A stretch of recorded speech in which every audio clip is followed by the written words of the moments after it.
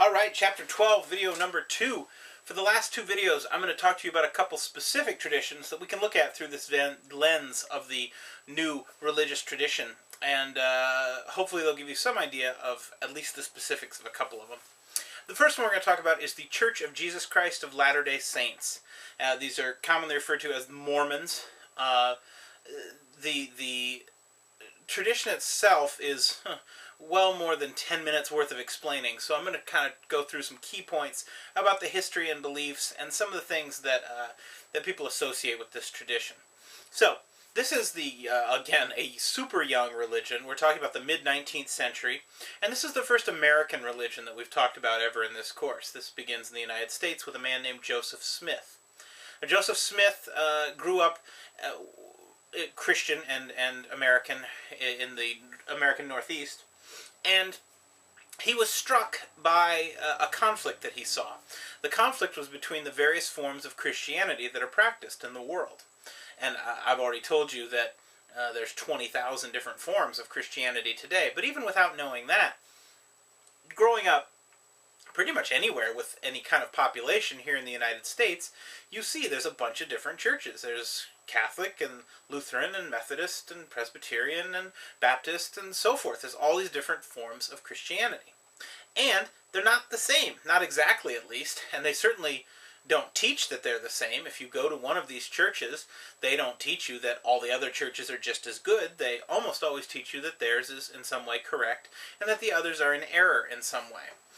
Well, Joseph Smith hit upon something fairly obvious to everybody who's thought about this, that they can't all be right, so somebody must be wrong, most of them must be wrong, if any of them are right.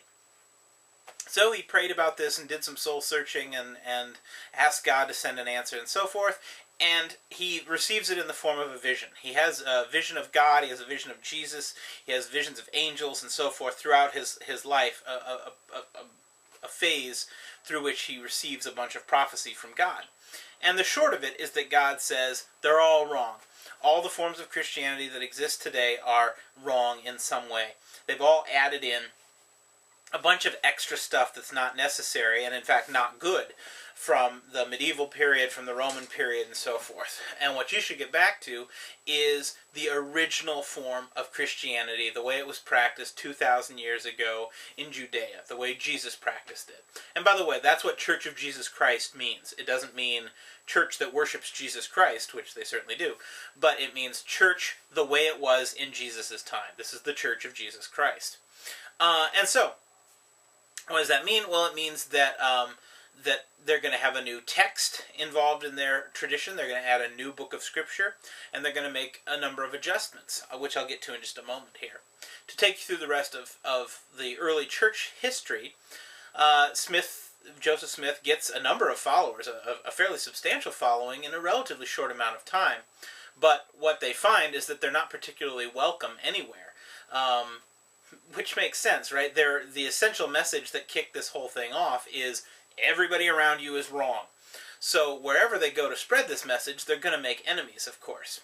And they're seen by some people as a political threat. They're this block of people who all think the same way, therefore they're going to probably vote the same way, therefore they're going to mess up local politics. So whenever they move into a new region, there's already some tension right from the get-go. And what we see is a series of moves, moving basically from the eastern United States towards the central states and eventually to the western United States, where these Latter-day Saints try to set up communities with some degree of success or not, and then eventually have to move on because of difficulties they face. Eventually this results in Joseph Smith being killed by a mob that murder him, essentially. And this happens in Illinois, and it prompts the last great push that the Mormons make across the United States to the west.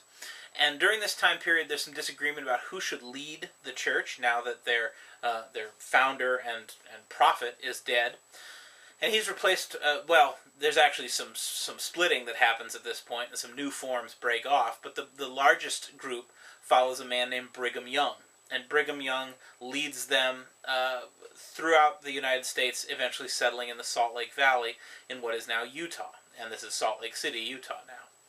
And this is basically where the church begins its most lasting foundation, and where you can still find the main temple of the church and all of their main church administration done today. So what is it that they're teaching that's so different? Well, there's first of all this idea of the Book of Mormon. And the Book of Mormon is a text, it's a scripture that Latter-day Saints believe that is not part of any other of the forms of Christianity that we've dealt with here.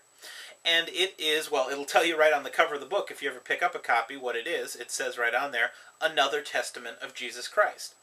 And it's exactly what it says. It's another book about things that happened in Jesus's, well, not his lifetime, but after he died, things he did here on earth before he went to heaven to be with God. And what it says is, okay, all the stuff in the Old Testament happened, all the stuff in the New Testament happened, but after Jesus died, he comes back to his disciples in the New Testament, he shares some messages with them, and then he leaves and never comes back. But he didn't go to heaven. He went to the New World. He went to North America, essentially. Now remember, this is 2,000 years ago. So at this time, the Europeans hadn't discovered North America yet. But what the Book of Mormon says is there were Jews. There were Jews living in North America at the time. Now this is not something that historians or archaeologists or anthropologists or anything like that agree with. This is something that the Book of Mormon teaches. And Jesus came to these Jews and he spread his message, he shared his message with them, and then he went to heaven. And there's a number of distinctions that are made during this time that reflect in the way that the Church of Jesus Christ of Latter-day Saints conducts themselves. But I'm just going to hit on a couple important ones, or a couple real noticeable ones. One of the big ones that's part of this tradition, in fact, this is where the part Latter-day Saints comes from in their name. This tradition believes in continuing prophecy.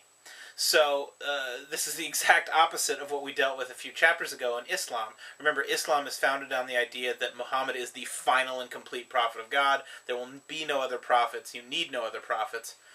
The Latter-day Saints say, no, there will always be a prophet leading the church. God will always appoint a prophet to speak on God's behalf in order to lead the community of believers here on earth. This is a really bold kind of statement. Most forms of Christianity steer clear of this, and they say, okay, there were prophets in the olden days, but we don't necessarily have prophets anymore. But this tradition says, yes, we absolutely do. Joseph Smith was a prophet, Brigham Young was a prophet, our current leader is a prophet, all of our leaders in between have been prophets, and so forth. And this is the Latter-day Saints, that these are saints among us today, basically. Also, Latter-day Saints have a different structuring in terms of worship and their use of sacred space. Mormons, rather than having the traditional church associated with most Christianity, most forms of Christianity, their central structure are what are referred to as temples.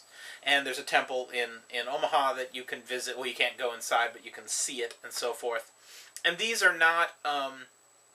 these aren't just big empty spaces. Like a church is usually one big empty room with a bunch of seats in it for people to go sit and listen and receive services and so forth. And they may have some other little functions and so forth.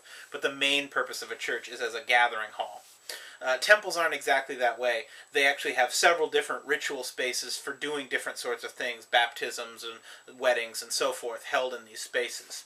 So they're much more broken up inside. And they are sacred space where not only just Mormons can be in there, but only Mormons that are in good standing with the community and with the church. So outsiders aren't allowed in because it's a sacred space. So if you ever want to see one of these, what you have to do is wait for one to be built, and then whenever a new temple is built, the Latter-day Saints invite people from the community to come tour it before it's blessed, before it's sanctified, so that they can be in there.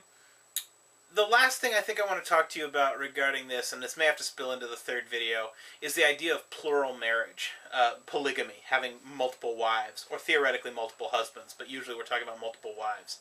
This is something that a lot of people have associated with the Mormons and with the Latter-day Saints, and rightly so, because there is a history of this within the church. But I want to unfold for you how that plays out today, and I'll have to wait till the third video to do that. So I'll see you there.